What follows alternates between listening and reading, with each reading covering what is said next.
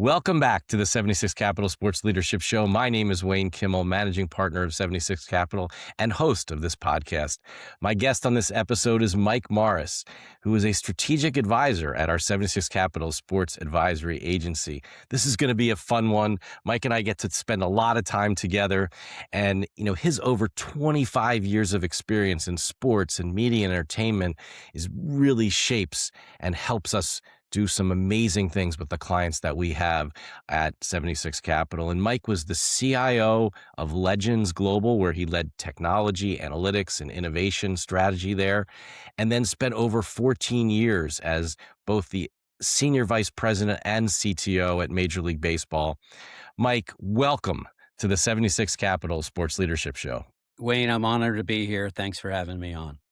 Well, I'm excited to have you on the show and just really share with our audience and everybody out there all the amazing things that you've done and what you're doing. And maybe the best way to start is really to talk about your role as a strategic advisor at 76 Capital and our advisory side and what that really means and what you do.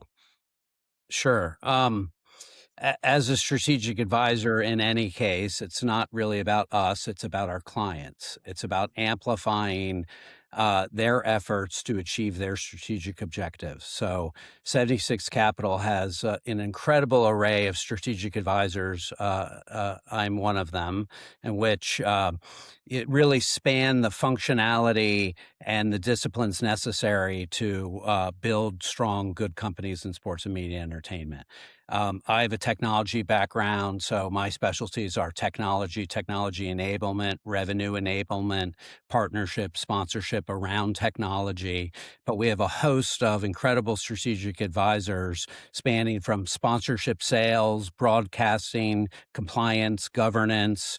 We have several ex-CFOs, in the space and lawyers in the space. So we can bring a broad array of skill sets, experience to bear. And, in most of our clients, it is a combination of a number of strategic advisors, depending on what their objectives are and what we're trying to achieve. So it's always about the client. Every engagement is different. Basically my role is to talk to a new client, understand what they're trying to achieve, understand their strategic objectives, and then build a advisory team around that to help them meet their strategic objectives. So Mike, it's been amazing, having the opportunity to work with you. And, we talk about our networks and being able to connect our clients with people that are in our networks. But let's talk about how we met and how we met at our 76 Capitals, Owners Box event, which was at Chicky and Pete's, and just how kind of that connection has really turned into what we're now doing together. Well, Wayne, I would say that we reconnected at the Owner's Box in Malvern. Maybe I have a forgettable face, or maybe all bald men roll together with you, but we had met a number of times and had been in many of the same rooms and many of the events across the years. You spoke at a sports gambling symposium that we put on at Legends Global years ago. You sat behind me at a World Series game one time. I think we ran into each other at the NBA All-Star game in New York many moons ago. So I have long admired what 76 Capital has done. Your advocacy and support of early stage technology companies, the networks and the people that you had around you. And just in advance of that event at the Owner's Box, I discovered that I had a good friend that was an investor in your fund, and I had a client who was a venture partner. And so I got invited to your event, and I came to the event and was just blown away at the people that were there. I saw many old friends that were there and great conversations. And I was really impressed how you cultivated connections and growth and relationships among portfolio companies, people from teams and leagues and investors. And it was a combination of people really supporting that ecosystem of early stage company. I was very impressed. And then you and I got to talking, and I told you a little bit about my business, and you incredulously looked at me and said, well, I want to do that. That's I'm doing the same thing. And so we were kind of off to the races. We then set up a meeting to meet a few days later. I quickly read your book, and I quickly did some research on you and the company. I was taken back by your mission statement that 76 Capital likes to partner with smart, nice people, entrepreneurs who want to change the world. That was my first question to you when we met. It resonated with me. I also like to work with nice people, and I think that that's an important part of your mission. And it was my first question, and your answer was, well, that's not BS. That's really what we do. We really do want to work with nice people who are smart and want to change the world. And, I have time for that, for sure. So we were very aligned in the way that we saw the world. And I was very impressed with what you have built over 26 years. The people around you, the investors, the venture partners, their portfolio companies. And I think that we both were very aligned that there was a lot of potential to further leverage that network on behalf of supporting early stage companies as well as leagues and teams and collegiate properties.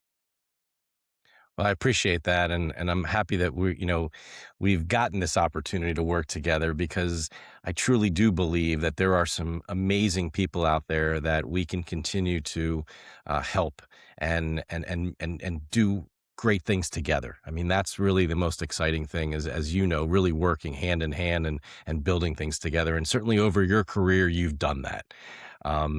Let's talk about your time at Major League Baseball. And you were a senior vice president, you were a CTO for part of the time. What were some of the exciting things that you got to do and work on during your time in Major League Baseball? There were many. I consider myself very blessed to have spent 25 years in sports. I'm a technologist. I'm an IT guy, Wayne, and sometimes it doesn't feel like that. And then that's just the blessing of being in this incredible industry and being part of it. I worked for EDS and PricewaterhouseCoopers in advance of that, and yeah, I did a project for Major League Baseball. They were a client for a couple years before I took the job, and I knew immediately that I had found my place, that this is where I wanted to spend my career.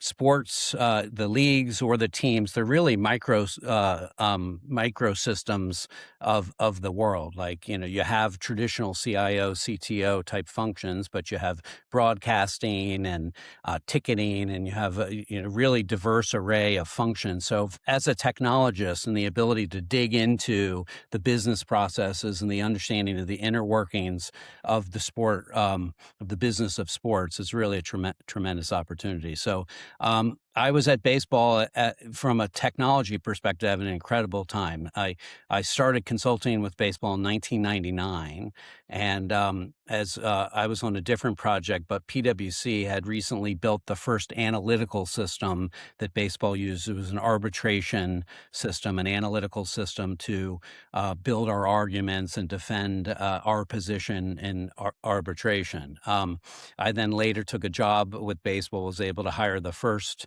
analytical resource, in the commissioner's office. And then the union built their own system, and we were kind of off to the races. A few years later, we were spending millions of dollars and had a big group in the analytics. So it was a time of a lot of change, a lot of technology innovation, which, happy to say that baseball is still really doing that, even at a faster pace, at that time. So I was able to see a lot of stuff. I was involved in I was around when MLB Advanced Media started. I was in the commissioner's office, and my constituencies were the 30 clubs and all nationally generated revenue for the league. And they started MLB Advanced Media, but which by all accounts has been a tremendous success, tremendous innovation in digital products and data collection and ticketing, streaming technology, just a boon. But on my side, was also involved in the creation of the MLB Network, the inaugural World Baseball Classic, the first draft broadcasted, a lot of kind of firsts. I was very lucky to be there at that time and see a lot of things. maybe surprising. Baseball is considered America's sport, but I did a shocking amount of international travel for being American sport. Was blessed to we created an Australian baseball league, so ended up going to Australia 4 years in a row. I was involved. We did a large international player registration process, so I was able to travel Latin America, South America for 6 weeks in like 12 countries with Department of Investigations and baseball operations to register international players. I'm an IT guy, so we did some work with some Indian offshore partners, several trips to India, China, lots of jewel events across the world, and a lot of All-Star games and World Series game. It was a tremendous experience. Mike, you mentioned a thing that I guess maybe it's because we're both a little older now. You talked about tickets, um, and you must have been involved in conversations about paper tickets versus digital tickets, and now today's ballpark app. Were you involved in any of that? Yeah, tangentially, more as a liaison and representative for the clubs. And by the way, any change people kind of push back.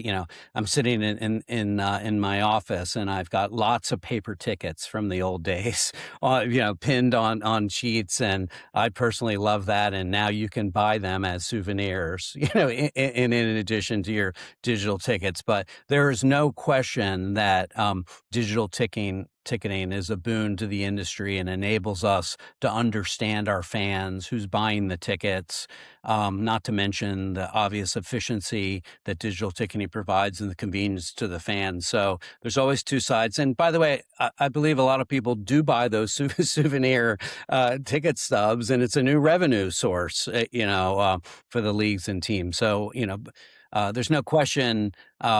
The ability to understand the fan, be able to provide the ticket more quickly, but more importantly, understand who's coming to the events and ultimately capture other data to understand their preferences and their behaviors under the auspices of serving them better over time, has enabled baseball and every other league to provide better fan experiences, to better understand the customers, to be more profitable, and to enhance the game.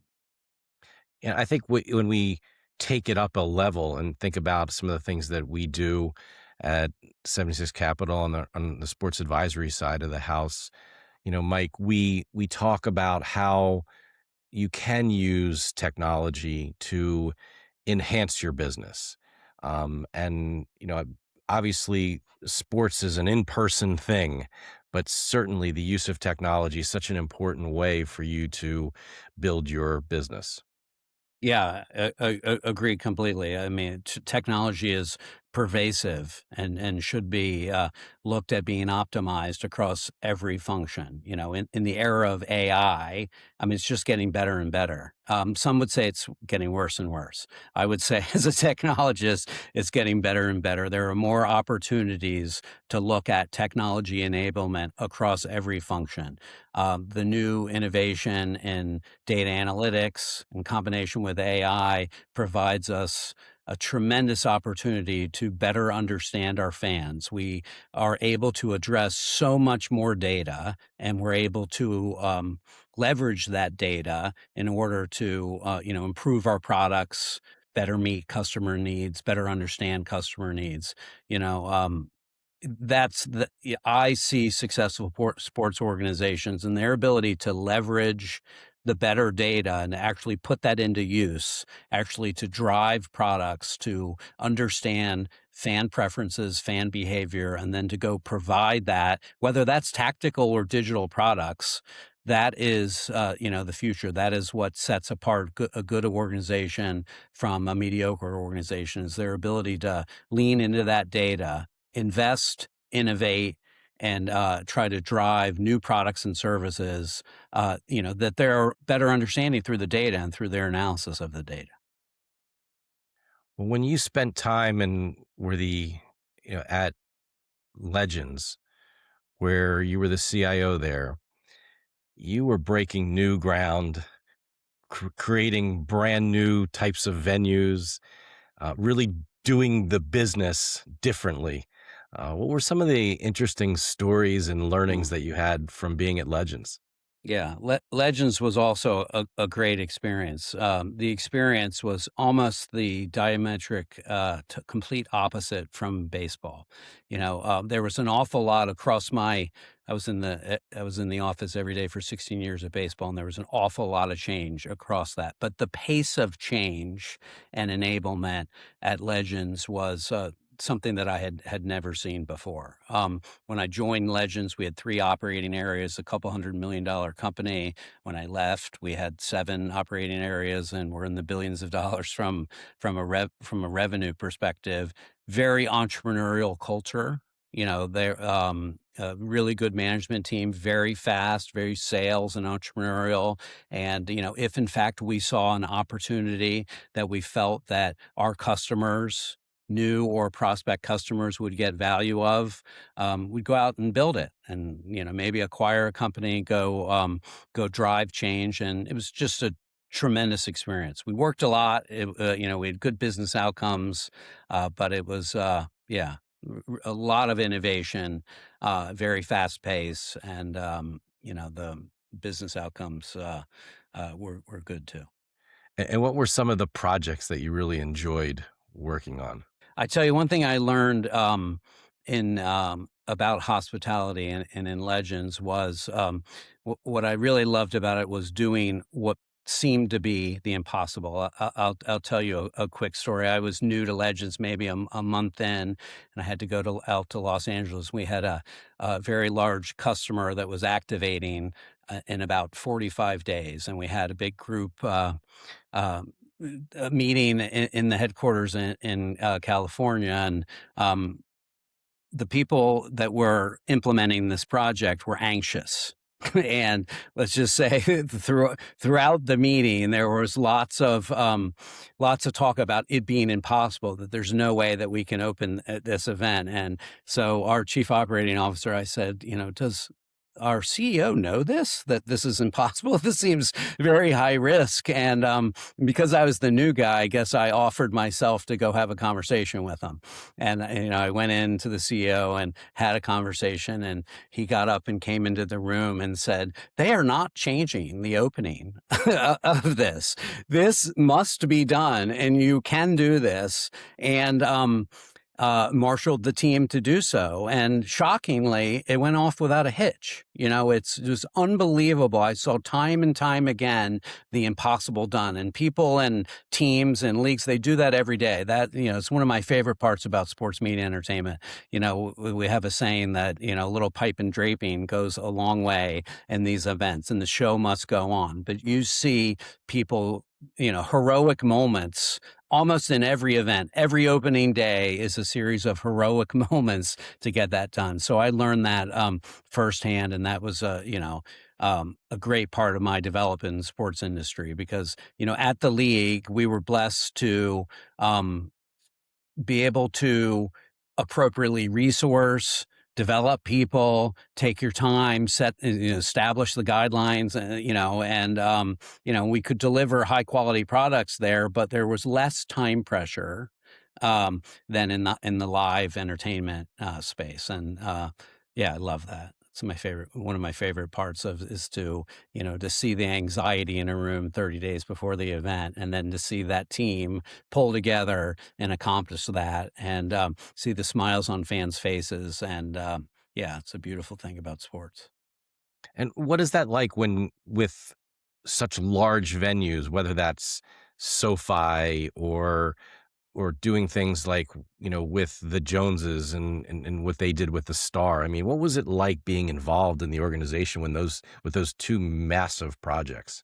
Well, it takes a lot of people, and a lot of relationships, a lot of planning, a lot of strategy.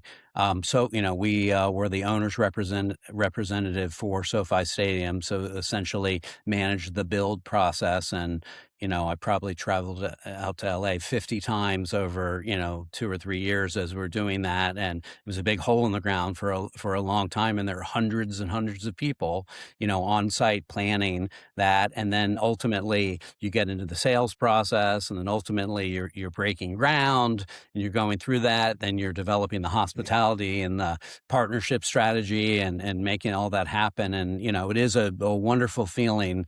It's thousands of people at work and hundreds of thousands of hours of time. Takes a lot of planning, and it's a great feeling, when you do pull that off and go live. And it's a team, like everything. It's certainly a team effort.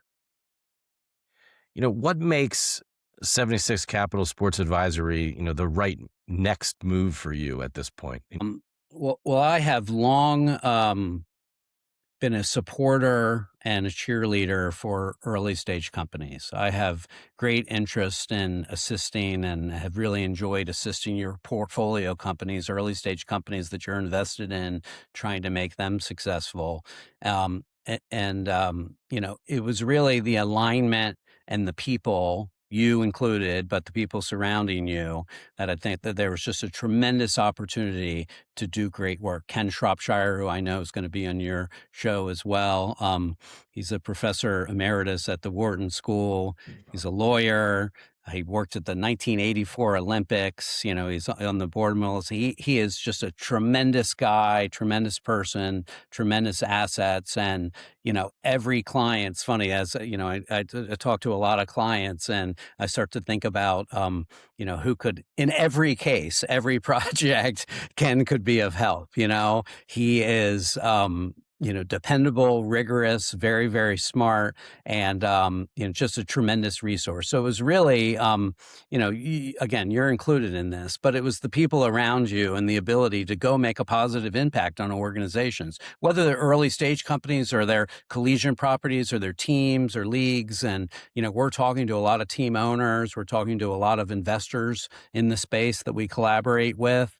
There's just a tremendous diversity of opportunities that come across your desk and ultimately our desks, as a result of that. And it's been a lot of fun. What's one technology or trend in sports right now that you think people aren't paying enough attention to? I think specifically in sports, we're still not paying enough attention to AI. I would be remiss if I didn't say that. That's what everyone talks about as a technologist. But, in sports in particular, I don't think that we're paying enough attention to it, and we're not looking at how it can benefit our ability to instrument the fan experience, to drive a better fan experience in accordance with fan behaviors, preferences. There's tremendous amount of opportunities to understand next best actions around fan experience, selling, customer service, ticketing, and as compared to other industries. It would behoove us to continue to prioritize that, spend against it, take chances, take a little bit higher risk to go drive better outcomes in the space. And maybe in sort of in a similar vein, I mean, what really separates the most successful sports organizations from the rest today? Is it through the use of technology? Is it the fact that they're more and more innovative, or they're just willing to bring more people and ideas to the table? What sort of makes the best organization out there today? Um, it's not innovation or risk taking in and of itself, in my opinion. It's the ability for an organization to be rigorous, to maniacally study, use the data, make a decision. You need to be buttoned up operationally, and you need to apply the innovation. There are organizations that are willing to do anything but don't have the internal discipline to really, take your time and understand the data and then go make a measured decision, measure those results, and then pivot. So the organizations that are able to be methodical about their application of innovation and technology tend to have the most success. You've done a lot, in your career so far, and we certainly have a lot more to do together here at 76 Capital. And when you think about the business of sports in general, how has it changed in your career so far? I'm going to answer the first with how it hasn't changed, right? What we have at the core of our business is fandom, right? And a desire to have collective experiences together. And fandom is a collective team sport in and of itself, right? There's nothing like sitting at a game and feeling that energy and being part of that. That is our best asset. That is our biggest asset, right?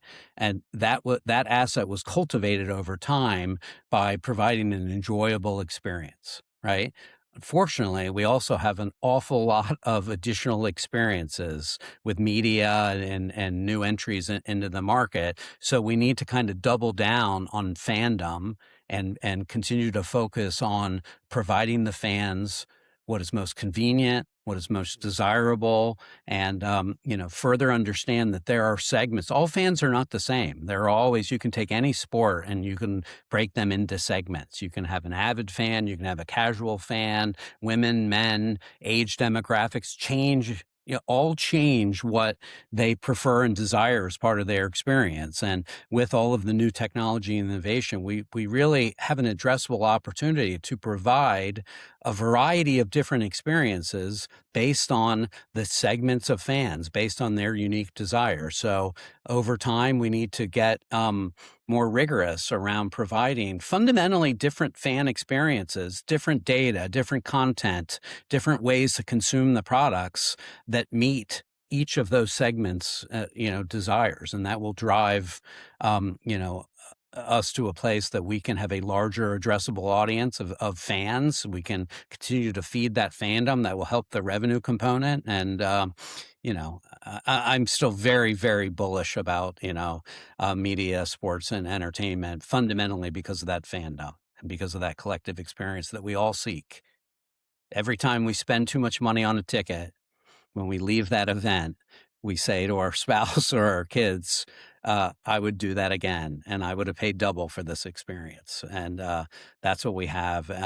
But we need to protect it. We need to protect it by giving the fans what they want, better understanding what they want, and actually working rigorously to provide that.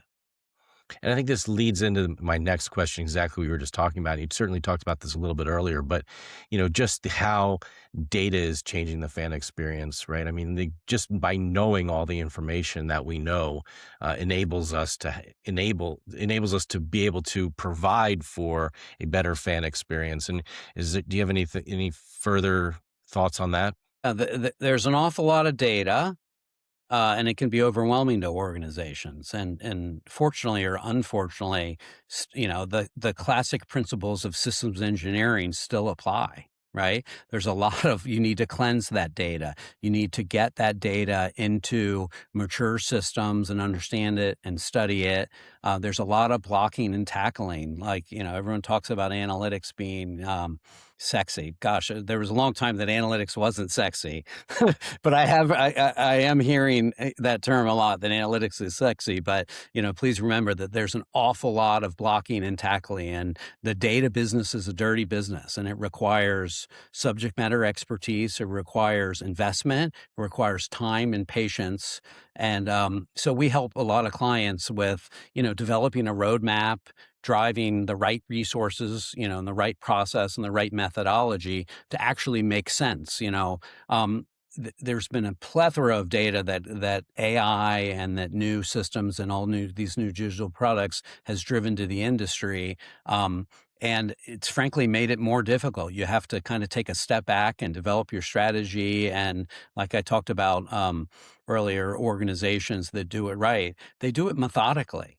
They eat an elephant one bite at a time. They develop a strategy, they go execute against that strategy, and they make decisions collaboratively within a management team that are going to ultimately, make changes to the fan experience, or how they're selling tickets, or how they're going to market, or what they're providing to fans. But it's not a simple process, and it's going to get more and more complicated. AI is very exciting, but it also requires rigor, and it requires the right resources, and it requires a good strategy behind that, and it requires companies and organizations to test and learn and pivot, and test and learn and pivot. And that process, that system engineer principle has been the same for 30 years, and I don't believe will change. You still need to fundamentally have your fan and your business top of mind, and then you need to leverage this innovation in a way that enables you to make better decisions on behalf of your fans. Definitely, definitely. Well, as we start to wrap up here on our 76 Capital Sports Leadership Show, Mike, it's been awesome having you on the show. Can't wait to have you back. Are there a couple clients that maybe you want to talk about that you're currently working with, or ones that you've worked with where you've been able to do some exciting things with them? Yeah, well, I'll talk about one, which is a new client. They're called All Star Encore. Guy Adam Unger is a co-founder. It's something that is near and dear, I think, to both of our hearts. Is at the intersection of sports, culture, and music. Um, Adam has a new venture that he is combining operatic singing and music with sports and culture. So Bernie Williams is working with Jonathan Teitelman, who's a famous opera singer. Really recently sold out Carnegie Hall, and we're helping Adam to market visibility, thus the plug here, their overall strategy. And if you think about the opportunities associated with this, within every collegiate property, there are musicians. So the combination is a smash up of opera singers or famous musicians with athletes. Bernie Williams, amazing Yankee player, amazing player, but he's also a world-class jazz guitarist, went to music school afterwards and is incredibly talented. There are music aficionados and proteges within the athletic spaces of professional sports, amateur sports. And this idea is to bring that together and to create new content and new ideas around that.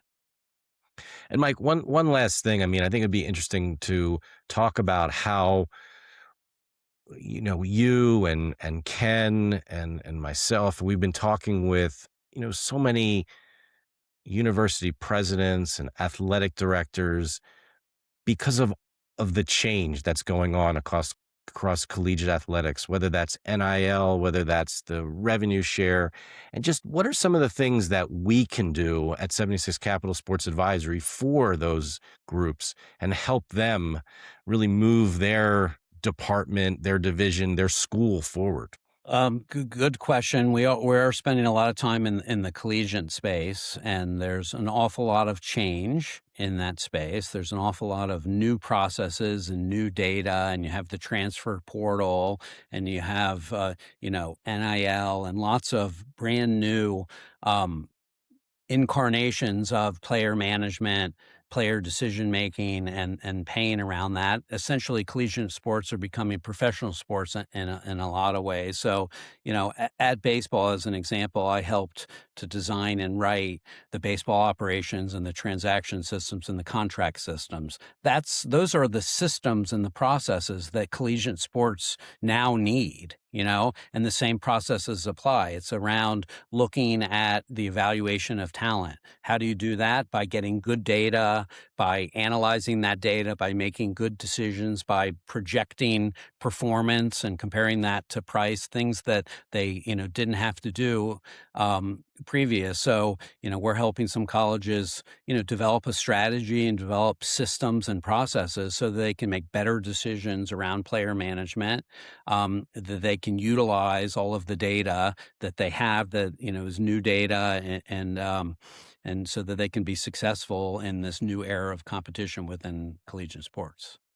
And I think another part certainly is the fact that private equity and other investors are now coming in and calling on the athletic directors and saying, we'd like to invest in, lend money to your program. That's a whole new world. That's just not a donor.